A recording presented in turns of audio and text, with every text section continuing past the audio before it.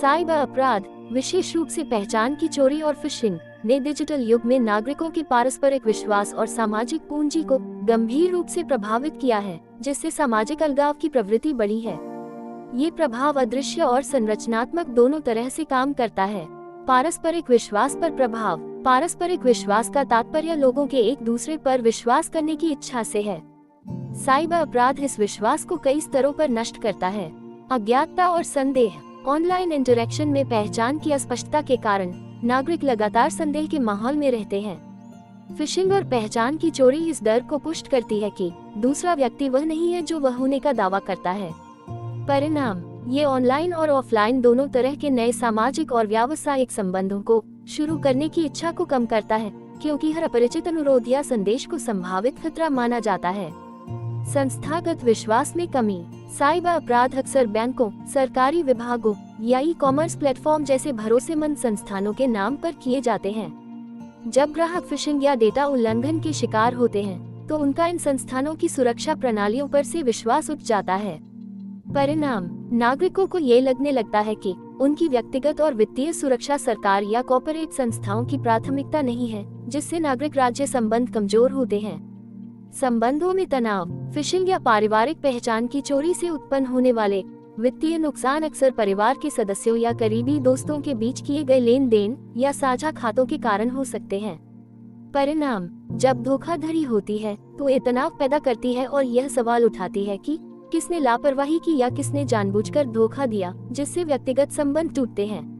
सामाजिक पूंजी पर प्रभाव। सामाजिक पूंजी से तात्पर्य साझा मूल्यों, नेटवर्कों और मानदंडों से है जो समूहों के भीतर सहयोग को सुविधाजनक बनाते हैं। साइबर अपराध इसे निम्न प्रकार से कमजोर करता है। नेटवर्क का संकुचन, कॉन्ट्रैक्शन ऑफ नेटवर्क्स। साइबर सुरक्षा के डर से व्यक्ति ऑनलाइन सामाजिक नेटवर्कों, विशेषकर नए और अपरिचित नेटवर्कों में भाग लेने से कतराते हैं। वे केवल छोटे, ज्ञात और सुरक्षित समूहों तक ही सीमित रहना पसंद करते हैं। परिणाम, ये सेतुकारी सामाजिक पूंजी, ब्रिजिंग सोशल कैपिटल, जो विविध समूहों को जोड़ती है, को कम करता है और समाज को छोटे छोटे, बंद और सजातीय, होमोजेनस समूहों में बांट देता है।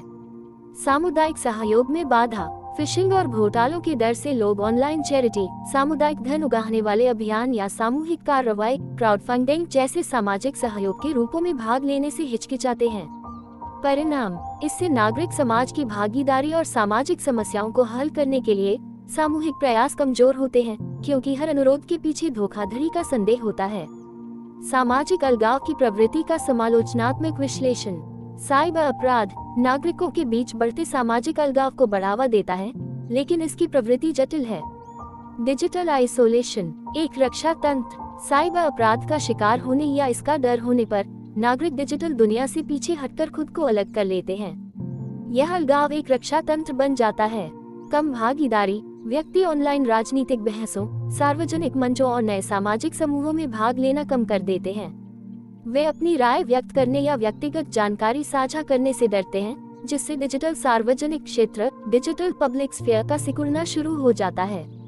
अकेलेपन की भावना। विशेषकर बुजुर्गों या कम तकनीकी जानकार लोगों के लिए साइबर अपराध का डर उन्हें आवश्यक ऑनलाइन सेवाओं, बैंकिंग, स्वास्थ्य से भी अलग कर देता है, जिससे वे एक डिजिटल रूप से सक्षम समाज में अकेलापन और असहायता महसूस करते हैं। अलगाव का विरोधाभास, द पैराडॉक्स ऑफ आइसोलेशन। आलोचनात्मक रूप से देखा जाए तो साइबर अपराध सामाजिक अलगाव को दो विरोधाभासी तरीकों से बढ़ाता है। पहचान की अति पुष्टि, ओवर वेरिफिकेशन। विश्वास स्थापित करने के लिए व्यक्ति अत्यधिक सत्यापन, वेरिफिकेशन और सुरक्षा उपायों पर निर्भर हो जाते हैं। ये प्रक्रिया संबंधों को जटिल बनाती है और सहज मानवीय संपर्क को तकनीकी औपचारिकताओं में बदल देती है। डिजिटल और वास्तविक जीवन का विभाजन। लोग ऑनलाइन बातचीत को पूरी तरह से जोखिमपूर्ण मानते हैं और उन्हें वास्तविक सामाजिक संपर्कों की तुलना में कम मूल्यवान मानते हैं, जिससे डिजिटल और भौतिक जीवन के बीच एक अविश्वास की खाई पैदा होती है। निष्कर्ष, साइबर अपराध, विशेष रूप से पहचान की चोरी और फिशिंग, ने डिजिटल समाज की नींव को हिला दिया है। ये सिर्फ एक वित्तीय या तकनीकी क्षति नहीं है, बल्कि एक सामाजिक क्षति है। यह पारस्परिक अविश्वास को संस्थागत बनाता है और लोगों को नेटवर्कों से पीछे हटने के लिए मजबूर करता है, जिससे अंततः सामाजिक पूंजी का क्षरण होता है और एक अधिक अलग थलग, आइसोलेटेड और भयभीत, फियरफुल समाज का निर्माण होता है। साइबर सुरक्षा की नीतियां केवल तकनीकी समाधानों पर नहीं, बल्कि डिजिटल नैतिकता और सामाजिक विश्वास के पुनर्निर्माण पर भी केंद्रित होनी चाहिए।